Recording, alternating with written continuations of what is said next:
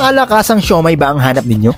Tara na at tuklasin natin to. Hi guys! Panibagong araw, panibagong kaganapan na naman. Kami nagbabalik para na naman tumuklas ng mga pangmalakasang food trip. At ito na nga guys, natuklasan namin ang dim sum treat dito sa may dapitan, tabi ng UST, Sampaloc, Manila. Nag-o-offer lang naman sila ng mga iba't ibang klase ng siomay. At isa na nga dito ang quail egg siomay. At syempre pinaghalong quail egg at pork siomay. Honestly guys, ngayon lang ako nakakain ng siomay na may quail egg. And guys, meron din nga pala silang Japanese siomay, shark fin, mushroom siomay, pork and shrimp premium siomay. Meron ding rice toppings like pork chop and chicken. Yan guys, tara kain tayo. May choices nga din pala kung gusto mo magpa-add ng drinks. For me nga pala guys, ibang klase yung siomay niya, siksik talaga sa laman. At syempre yung in-order namin ay yung pinaka-premium na, which is pork and shrimp siomay. Yan guys, kitang-kita nyo naman sa ibabaw meron talagang real shrimp, di ba? Guys, bali yung price range nga pala niya is 55 pesos yung special siomay, which is yung pork. And sa premium pork and shrimp naman is 75 pesos. And 4 pieces na siya per order. At ayan, sinasabi ko naman sa inyo, kung siomay lover kayo, tara na dito. And syempre guys, yung chili sauce nga pala, one of a kind din. Swak na swak, pasok sa banga sa taste bud ko.